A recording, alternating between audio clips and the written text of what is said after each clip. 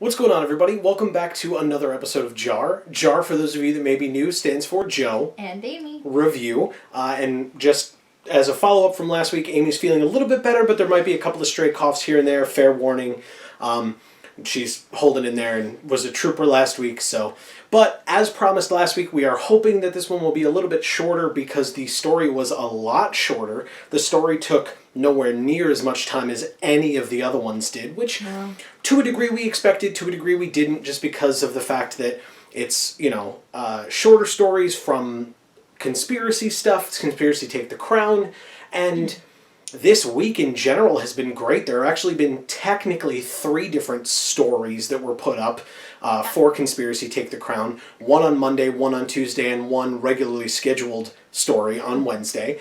And they were, the 2 that we saw on Monday and Tuesday were not technically news stories, depending on whether you looked them up or not. We talked about it in some of our openings of Eternal Masters. But in Eternal Masters, all of the token cards on the back had words on them. And those words would fit together in a grid kind of a formation to give messages. Now, there were 2 different messages. One was from Marchesa, and one was from who we later found out who Adriana was, but she was named as Adriana on the cards themselves. And looking at it, it didn't really mean anything. You know what I mean? Like there wasn't. It was weird the way that it was all put together, because it was there were 2 different proclamations, and you kind of got the idea, like, oh, hey, Brago's dead, and we already kind of knew that from the spoilers of at least the name of the set being Conspiracy Take the Crown. So those proclamations, so to speak, weren't news stories that they put out on Monday and Tuesday, but they were the official releases of them, as opposed to if you saw that they existed and went online and looked up the transcript of it. Now, I will say, just so that you guys are aware, we really wanted to have a video showing those grids put together. I went to a ton of Eternal Masters drafts. Yes. I grabbed a bunch of tokens from the set, and the stack had to be easily this big of tokens. I asked people at my local game store. They were, of course, super nice. Anybody that didn't want their tokens or didn't think that they were that important would happily give them to me, and I tried. I ended up I had to get a giant table set up in front of, and I put them all together, but I was still missing, 30 of them. It was disgusting. The number that there were supposed to be. And how big was the stack of duplicates? The stack of duplicates was not very big, surprisingly. Okay. I mean, it was there, but it was not very big. There was a long period of time where the stack just kept growing and growing and growing, and I had not found a single duplicate. And that was what made me, I guess, first realize, this isn't happening. This is a big puzzle. Yeah, and it really was. I mean, if you look at the stories that were released, which you should definitely take the time, especially if for nothing else, Queen Marchesa was spoiled following the story release of her proclamation on Monday, and then Adriana, the captain of the guard, was spoiled on Tuesday following the release of her story, and then kind of following along, today, Doretti was spoiled as well, following the release of his story, or in the release of his story. And Doretti is somebody that we've seen before in a Commander set, but Commander sets don't really have stories attached to them. Again, it's the same way that Eternal Masters had a story attached to it. It wasn't anything official, but because those cards are all just compiled and are not from a singular plane like Conspiracy is, because Conspiracy this time around is mainly centered around Fiora, the plane of Fiora, and now we've met, Kaya and Doretti, who are both on Fiora, excuse me. So I thought that was really cool, that we got to meet Doretti this week. He had taken off his fancy-looking hat, and he was in his little spider suit chair thing. Well, because we learned from the last set that you're not allowed to have hats. That's true. Innistrad, Mark Rosewater taught us that Innistrad was very anti-hats this time around. But yeah, Duretti to me, just we looked it up a little bit.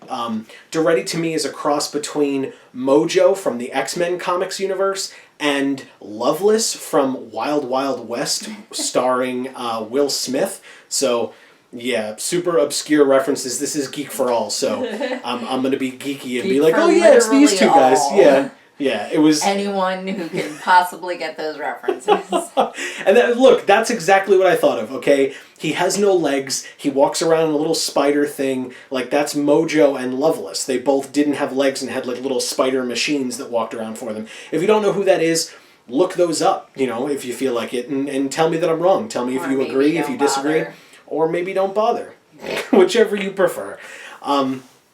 But yeah, the story was interesting. The story, again, was super short, but very interesting, and kind of goes along and gives Duretti a personality, which is cool because he is now a named character, and if there's a named character, I'm always curious about what their story is. So now we found out Duretti's story. He was a goblin who wanted to be part of the academy in Fiora, but a lot of people were basically seemingly racist towards him. I'm saying, like, well, a goblin can't, you know, you guys are dumb and you have no idea. And the professor guy, if you will, who Duretti ended up visiting and then killing at the end of the story by throwing him out a window, he met that professor guy, and he basically said... stole his work. The professor had stolen Duretti's work, yeah. Because he said to him, he was like, you critiqued all my papers and you were super critical of them, and then you turned around and just released all of that work that I had done, and said it was your own. Right. And that's relatively cliched, but it's a trope that Magic itself has not used yet, and again, as I've mentioned in the past, for a political intrigue type of a set, that's cool, right? Like, that's a really good showing, and I loved the, like, conflict brewing at the end between Grenzo and Duretti, where it was like, well, you know, you're my enforcer. No, you're my lackey. No, you're my crony. You know, and they kind of went back and forth. And that was really cool because Grenzo then said to Duretti, all right, who's next on your list? And Duretti's response was, oh, so-and-so, he's a member of the custody now, which is the order of high priests that work for Marchesa in the palace. And Grenzo said, oh, well, if he works for Marchesa, then he's on my list too. And it was like, oh, cool. So we're going to see Grenzo and Duretti now going into the palace to go against Marchesa, but you've also got Adriana and Selvala coming in and trying to overtake Marchesa and make it a republic. So I don't know. So we'll see which coup works. Yeah, and I genuinely... Since the first one worked. Yeah, exactly. And now we're coming up on the end of next week. So next week's story will be the last story that is released prior to the release of Conspiracy 2, Conspiracy Take the Crown. So I'm curious to see if that'll be the end, if next week's story is just the culmination of all of it and that's the end of it. I don't know whether I hope not, because I of course I'm still just genuinely curious about how they get us into Kaladesh. Like, I want to know that.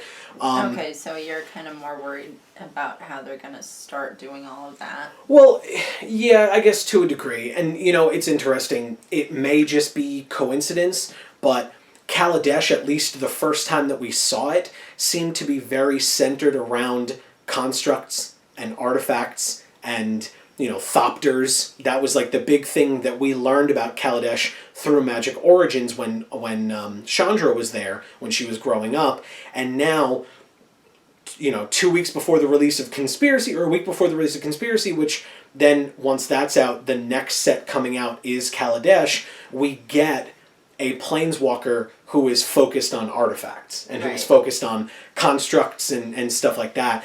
Now, so it makes it seem like the different sets stories are going to start to flow really nicely into one another. And honestly, I hope they do, because I think that's really cool, because that gives a lot of, I don't know, it helps you hold your interest, you know, from set to set. As well as just making a cohesive world versus, you know, kind of like the Marvel universe and stuff like that, versus like little bits and pieces that don't really combine to make a history, if that makes sense.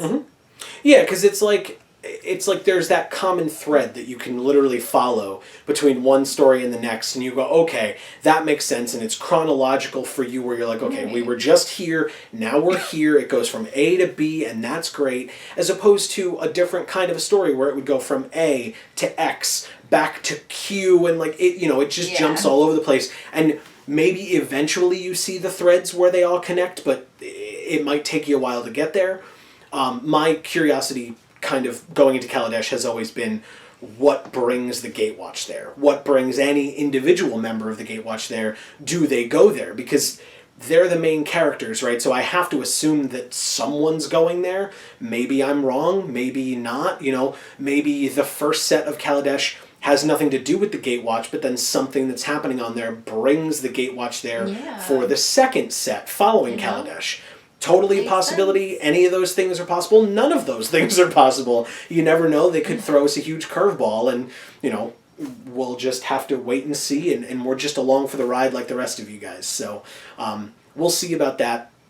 The interesting thing for me is it feels like Doretti would fit perfectly into the Kaladesh world, again, at least for as far as we all understand Kaladesh to be, but I can't see them then putting him in that world just because of the fact that, at least now, just because of the fact that they just put him in Conspiracy 2, or Conspiracy Take the Crown, and the cards released in Conspiracy Take the Crown are only legal in Legacy and Vintage, and so he's not legal in Standard. They just printed him, and now we're moving into Kaladesh. He won't be legal in Standard, and I doubt they would print him again in Kaladesh or in the Kaladesh block at all, and just have another version of Doretti the Planeswalker. But it just they doesn't. Could. Because if he isn't legal in Standard, they could just print him again in the next set because he's relevant, and a Planeswalker, print him again for Kaladesh, and then he'll be legal in Standard for that printing of himself. They totally could. I just doubt it because Conspiracy 2 I'm not just saying it would make sense. I'm just saying it's possible. Oh, it's definitely... look, anything is possible. I think we've kind of learned that by this point. Yeah. So, whatever. We shall see where that goes. And I think that would be cool, actually. I like him. I think he's so much more interesting than other Planeswalkers because he's weird. Yes, he's very weird. He has a cool backstory that is very easy to understand because he's just, he's the underdog. He's the little guy who has been abused and yet he's a genius. Like, he's super smart and all these things actually worked and his ideas were simply stolen. So, it's not his fault that his ideas were stolen from him, but they were. And so, now he's here and he's trying to get his ideas back and clear his name and be that guy who he never got the opportunity to be because he wasn't good enough. And, am I gonna say, that's super cliched, that's a common trope that's used a lot, and when you talk about geeky type things or people that enjoy geeky type things, the stereotype is that a lot of those people feel that they are in that camp, that they are that underdog or that misunderstood person or that outcast. And so a lot of stories cater to that feeling of overcoming the odds and taking what makes you different and realizing that it doesn't just make you different and like a pariah, but it makes you unique and special.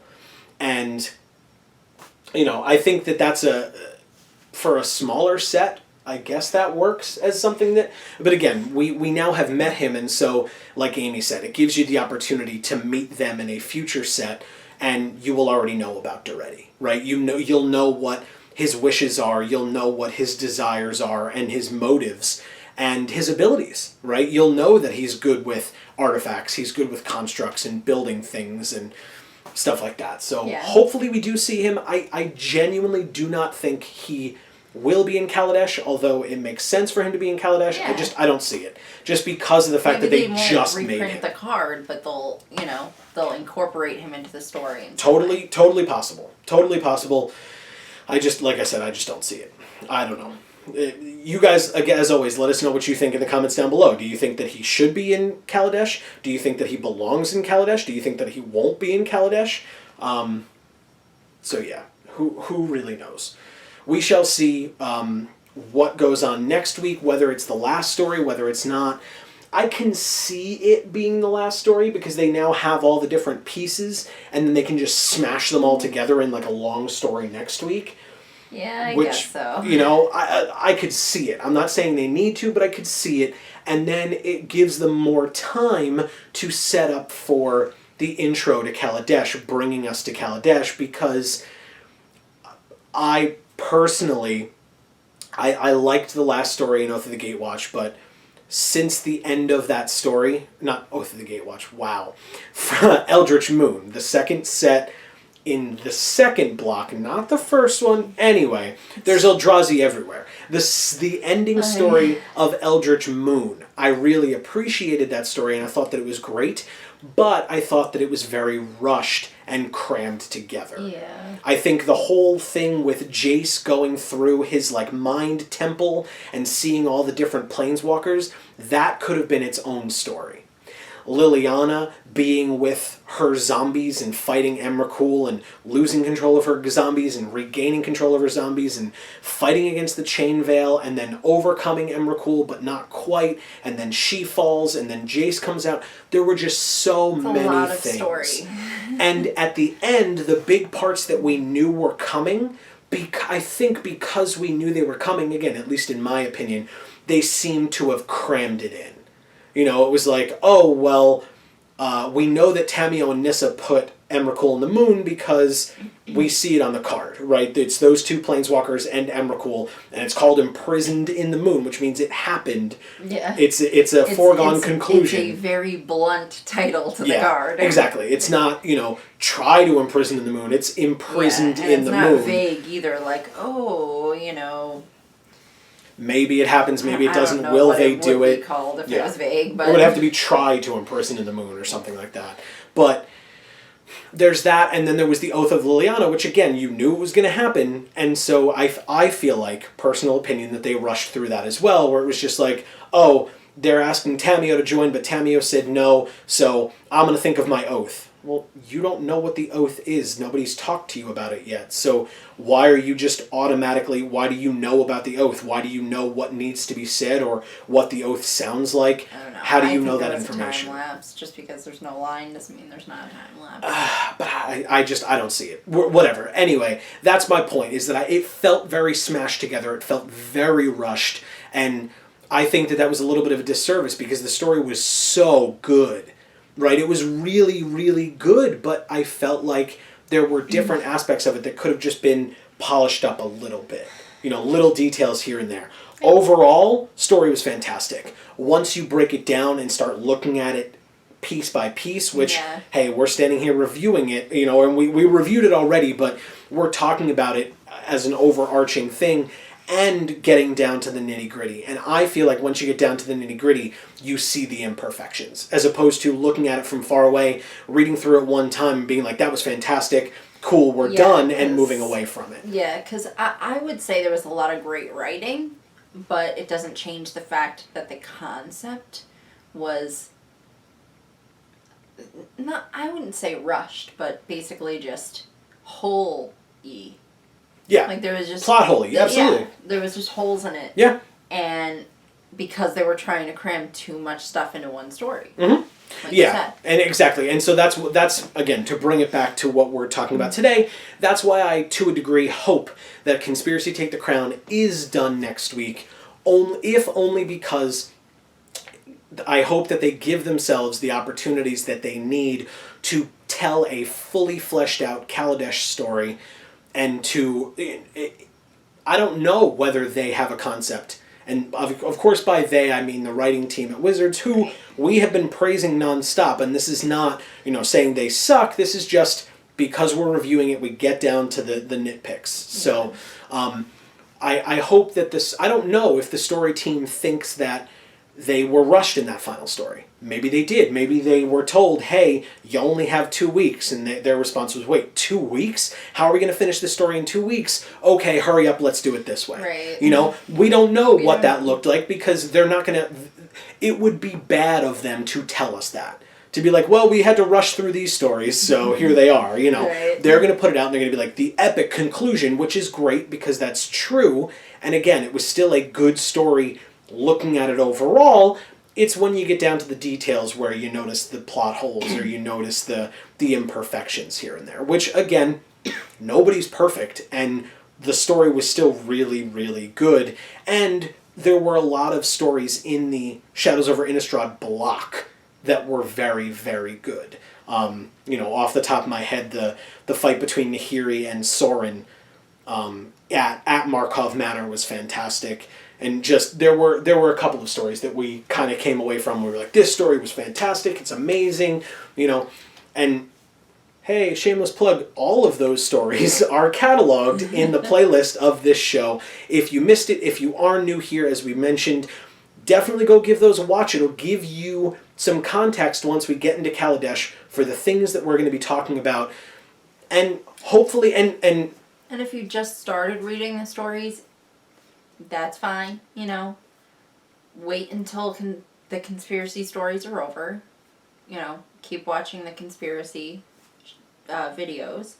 And then when the conspiracy stories are over, go back. Start from the beginning.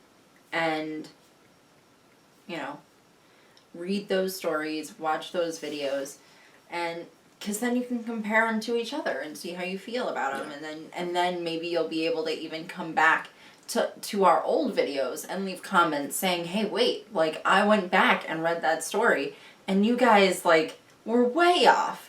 You know, here's what I was thinking, and this, and here's how this story could ultimately relate to one of the other worlds that we're going to visit, and stuff like that. Yeah. You know? Totally. Because I would love to hear that stuff. I think that'd be really cool. Yeah, definitely. Especially since, you know, those are videos that we did a long time ago, and we don't necessarily remember. I think it'd be really cool if you guys left new comments on there saying, like, oh, did you guys think of the correlation between the story you just read and the story from, you know, 3 sets ago? And we might be like, oh, whoa, that's really cool. We didn't even think of that, you know? It's true. It's true. And, you know, it helps us out a lot, as Amy will always tell you. And not that I'm not an advocate for this, but Amy is a stronger advocate for it. Definitely read the stories. Don't just come here. We're not here to kind of compile the story for you and then regurgitate it to you. We're not summarizing it. This is a review. It's our opinions. And we want to hear your opinions. True. You know, we don't want to impress upon you our opinions Not at all.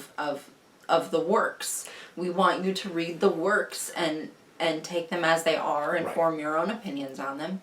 And then you can let us know what those opinions are. Because that would be cool. That in and of itself is kind of the overarching thing with discussions in the first place, is that if there are only 2 people who are spouting their opinions and you're expected to just, that's the only opinion out there, then there's no growth, there's no progression. You know, you guys have just as much of a voice as we do. It's just that we're the ones in front of the camera and you're watching us, but that's what the comment section's for. That's what our Facebook and Twitter, again, shameless plug, but still, seriously, talk to us about that stuff. Facebook, Twitter, those links are always in the description. You can always go check us out there. Leave us messages, leave us comments down below. We read them all. If we feel that we need to respond to them, we respond to them. Otherwise, we let you have that discussion with other people in the community who are watching our show and enjoy it. And we thank you for all the support, once again, whether you've watched from day one or whether you're new to this video today. And I always say, you know, hashtag Vorthos Pride. There's a reason why I say that. It's because I am a total story geek for Magic the Gathering. I mean, he has played Magic the Gathering for years and years and years and loves the game. A very long time. And then started to love the story. I only love the game because I love the story. So, any opinion, anything that comes to your mind that you want to leave in the comments, I will read and I will probably overanalyze, and I will probably leave you some kind of a comment in return. So if you want a discussion to happen, please just leave something in the comments. And I will say, and I'm more than happy to admit this, if you say something that either proves us wrong, which is fair because we're not perfect either, or gives us a new idea that we hadn't thought of and that we really like, we will bring that up. We're not going to be like, oh, well, that person said it, so I guess we can't really talk about it. Like, no, we're obviously going to... Yeah, exactly. We'll definitely give you credit. We're not here to steal your ideas either. Like, if you bring up a good point and we notice it, I'll just have like a piece of paper with your username on it. We'll say, and I'll mention it and say thank you. This guy left a really cool comment. This is what he said. What do you guys think about it? Yeah, you know? Exactly. Because maybe someone who didn't watch that video and didn't see the comment will have watched the new video and hear us talk about it and say, oh, that is really cool, and leave a comment on that one, you know? And you further the discussion from there, and it branches off. It's just, it has a lot of potential, and we know that those of you that watch our show and have watched our show are very loyal viewers, and again, super appreciative of that. Thank you guys so much. And if you're watching, you obviously love the stories, because otherwise you wouldn't sit through watching a review on it and reading the story first, or whatever the case is. Yeah. You know, you obviously care as much about the stories as we do.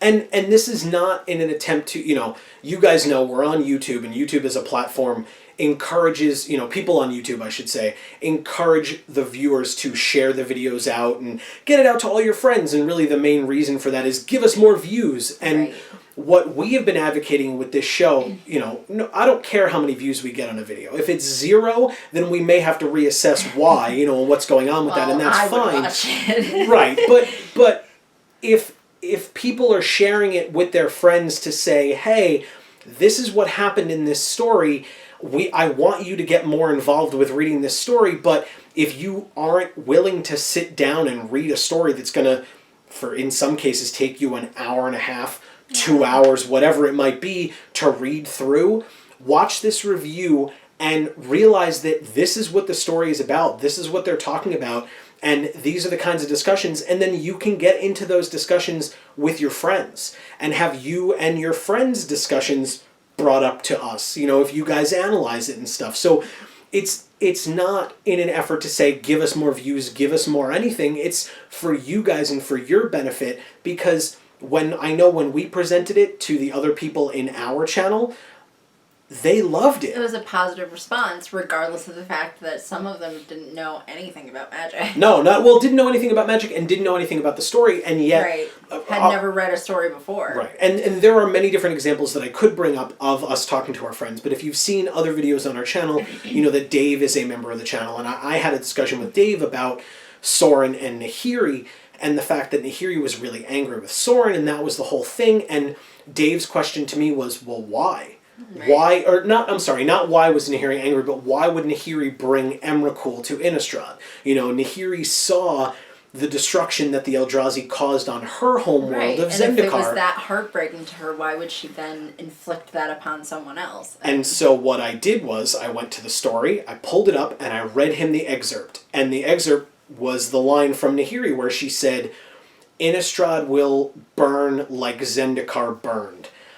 Soren will cry like I cried. And Dave's response was, oh. And he got it immediately, right? And now, following up with that, when Dave and I hang out, there will be occasions where he'll be like, so, what's going on with the story? Or he'll watch JaAR and find out what's going on with the story. And that kind of thing. And so it branches off. If you know someone who likes the story, they don't have to like Magic. They don't have to play with the cards at all. Amy, I think you've played a grand total of 3 games of Magic in your life. Yeah. 2 of them were against computers in Magic games. Right. So, regardless, but it doesn't matter, right? Anybody can enjoy these stories because they're just stories. It's just like being able to pick up a book and just the context or the backstory is a lot bigger than that one story that you're reading, but depending on the story, they do a very good job of giving you the background that you need, and you just might miss the finer points by not knowing the backstory, but you can still read the story, enjoy the story, and get entrenched in it, and then find your own communities like ours where you can go and say, hey, can you tell me about this? Can you explain this to me? Why is the chain veil such a big deal? Who's this Garruk guy that Jace talked about Liliana doing bad things to? Talk to me about that. Where can I find out more about that? And you get more and more involved. Right, and obviously Wizards is going to make more money if people start getting into the story and then they realize, hey, maybe I want to buy these cards. You know, because me, like he said, I don't play Magic, but I still buy a fat pack every time a set comes out because I want to open whoever was in the story that I really liked. You know, I wanted to open Nahiri. I wanted to open Nissa. I wanted to open Drana, you know, and because I wanted to have that card because I loved that character. And then she gets that fat pack and opens it up and gets better cards than I do. If you don't know what I'm talking about, just click over here. You'll see all about it. Anyway, that's, I think, going to be the end of this one. Yeah, I think we've gotten way off. We were supposed to be shorter than this, but that's totally fine. Did we even talk about the story? We did. It was just very short. I don't remember. Loveless, love child of Loveless and Mojo from the X-Men comics. Anyway, yeah, so that happened. Like I said, hopefully we're getting into the end, in my personal opinion. Hopefully we're getting into the end of Conspiracy Take the Crown next week. Hopefully you guys can get out and play some Conspiracy. If you did not play the original Conspiracy, it is so much fun. If you have a good local game store community, definitely go out, talk to those people, play in those games. It is worth your time. I have done it. And if you don't, it might be worth a drive. Oh yeah. Oh yeah. Because it's seemingly a really cool drafting format. It's so much fun. I haven't done it, but from what I hear, it's pretty awesome. And if I was going to play in a draft, that would probably be the one that I would do, simply because it's going to be fun, even if you have no clue what you're doing. Yeah, absolutely. And not only that, but I mean, you're at least from where I'm from, you know, maybe you guys and your stores are different, but with Conspiracy in general, it is supposed to be for fun. So you may get some spiky players who are going to show up and they're going to be like, well, I'm going to draft the most competitive deck ever and I'm going to just crush everyone and, you know, I need the most optimal plays and etc. But you're also going to go and you're just going to see people having so much fun with these different cards. It's a multiplayer format. It's a little bit of head games because you can kind of make an alliance with somebody and then you stab them in the back, which is, again, very flavorful for the story. So it is called Conspiracy. Right. And it works out really, really well. It's a lot of fun. The Conspiracy cards are cool. They've only spoiled part of the set at this point, and the cards look great. So we will definitely be opening those cards on this channel, so you should subscribe and stay tuned so that you can see when we do that, so you can see when more JaAR videos come out, so you can see when we talk about Kaladesh, and keep going with all the stuff that we've talked about so far. If you've gotten this far into the video and you're not subscribed yet and you are interested in the stuff that we were talking about, that's the best way for you to be able to find those things. If you've made it this far in the video, you probably should subscribe. Absolutely, I 100% agree. Simply because if you've listened to all of this garbage, you should make it worth your while. Totally. We're over a half hour of talking about it. So thank you guys so much, as always, for watching. From the Geek for All YouTube channel, I've been Joe. And I'm Amy. Keep showing off your hashtag Vorthos Pride. Yes. And as we always say, in whichever video of ours you watch next, we will see you all next time. Thanks, everybody.